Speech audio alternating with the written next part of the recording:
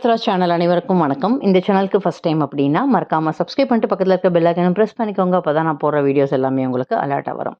இது முழுக்க முழுக்க ஆன்மீக தகவல்களை தழுவி வர சேனல்ங்க. நம்ம சேனலில் நிறைய கோயில்களை பற்றி நம்ம பார்த்துட்டு வரோம். அதுவும் வித்தியாசமான கோயில்கள், சிறப்புமிக்க கோயில்கள், பரிகார ஸ்தலங்கள் போன்ற பல வீடியோக்கள் நம்ம போட்டுகிட்டே வரோம்.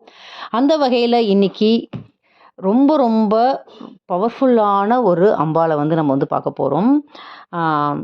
இப்போ நான் சொல்ல போகிற கோயிலால் பல பேரோட வாழ்க்கையே மாறியிருக்கு அப்படின்னு சொல்லலாம். அவ்வளோ ஒரு அற்புதமான ஒரு அருள்மிக்க ஒரு கோவில் பார்த்திங்கன்னா தஞ்சாவூருக்கு பக்கத்தில் இருக்கிற புன்னைநல்லூர் மாரியம்மன் கோவிலை பற்றி தான் இன்றைக்கி நம்ம பார்க்க போகிறோம். இந்த கோவில் பார்த்திங்கனாக்கா சுமார் 300 ஆண்டுகளுக்கு மேலான வரலாறு கொண்ட கோவில் அப்படின்னு சொல்கிறாங்க. 100 ஆண்டுகளுக்கு முன்னாடி பார்த்திங்கன்னா தஞ்சாவூரை ஆண்ட மராட்டிய மன்னர் துலாஜாஜி அப்படிங்கிறவரோட கனவுல இந்த அம்மன் நான் புன்னை மரங்களுக்கு நிறைந்த காடுகளில் நான் இருக்கேன் அப்படின்னு சொல்லி சொன்னதாகவும் ஒரு வரலாற்று செய்தி இருக்குது. அம்மன் கனவுல சொல்கிறதுக்கு கேட்டு அந்த தெய்வீக உத்தரவின்படி மன்னர் அந்த இடத்த தேடி கண்டுபிடிச்சி அங்கே அம்மனோட சன்னதியை அமைச்சு கோவிலும் கட்டினதாக ஒரு வரலாற்று செய்தி இருக்குது. அதுக்கப்புறம் புன்னை மரங்கள் நிறைந்த அந்த பகுதியை புன்னைநல்லூர் அப்படின்னு அழைக்கப்பட்டதாக சொல்கிறாங்க. கோவிலில் ஒரு சிறப்பு என்ன அப்படின்னாக்க இங்கே அம்மன் மாரியம்மனுக்கு அபிஷேகம் செய்யப்படுறதில்ல. ஏன்னா மாரியம்மன் கல்லால் ஆன சிலை கிடையாது. அம்மன் பார்த்திங்கனாக்க மண்ணாலும் மூலிகையாலும் சேர்த்து உருவாக்கப்பட்ட ரொம்ப சக்தி வாய்ந்த சக்தி வடிவமாக அம்மன் தோன்றியிருக்காங்க. அதனால் இங்கே அபிஷேகம் செய்கிறதே கிடையாது. வெறும் தங்க கவசம் மற்றும் அலங்காரமும் செய்கிறாங்க.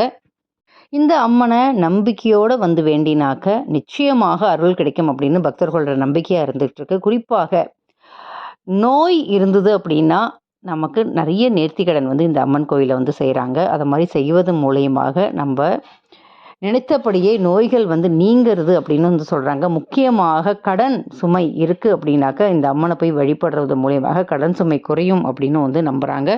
அப்படிப்பட்ட ஒரு உண்மை சம்பவம் நான் சுருக்கமாக சொல்கிறேன். பல ஆண்டுகளுக்கு முன்னாடி ஒரு குடும்பம் கடன் சுமையில் ரொம்ப கஷ்டப்பட்டு தான் சம்பாதிப்பது கடினமாக இருந்துச்சான். எவ்வளோ சம்பாதிச்சாலும் பத்தவே இல்லை. கடன் சுமை அதிகமாகிட்டே போயிட்டு இருந்தது அந்த குடும்பத்துக்கு. இது பல வருஷத்துக்கு முன்னாடி நடந்த ஒரு உண்மை சம்பவம். அப்போது அந்த குடும்பத்தில் ஒருத்தர் எவ்வளோ தேடினாலும் கடன் சுமை உங்களுக்கு குறையவே இல்லை. நீங்கள் நம்பிக்கையோட புன்னைநல்லூர் போய் மாரியம்மனை நம்பிக்கையோட வழிபாடு செய்யுங்க. உங்களுக்கு நிச்சயமாக ஒரு நல்ல வழி பிறக்கும் அப்படின்னு சொன்னாராம். அந்த குடும்பத்தில் பார்த்திங்கன்னா அவரோட பேச்சை கேட்டு தஞ்சாவூர் பக்கத்தில் இருக்கிற இந்த திருக்கோயிலுக்கு மனமார பிரார்த்தனை செய்ய தொடங்கினாங்களாம். ஒவ்வொரு வெள்ளிக்கிழமையும் தொடர்ந்து வருவாங்களாம். கிட்டத்தட்ட பார்த்திங்கன்னா 9 வாரம் நெய் தீபம் ஏற்றி இந்த அம்மனை தரிசிச்சாக்க கடன் சுமை குறையும் அப்படின்னு சொன்னதுனால 9 வாரமும் இந்த குடும்பம் நெய் தீபம் ஏற்றி அம்மன் சன்னதியில் அமைதியாக உட்காந்து தங்களோட துயரத்தை அன்னையிடம் சொல்லி வேண்டினாங்களாம். இதே மாதிரி தொடர்ந்து வேண்டுறதுனால என்னாச்சாம், இந்த 9 வாரம் முடியறதுக்குள்ளேயே அவங்க வாழ்க்கையில் பெரிய திருப்பம் ஏற்பட்டுச்சு.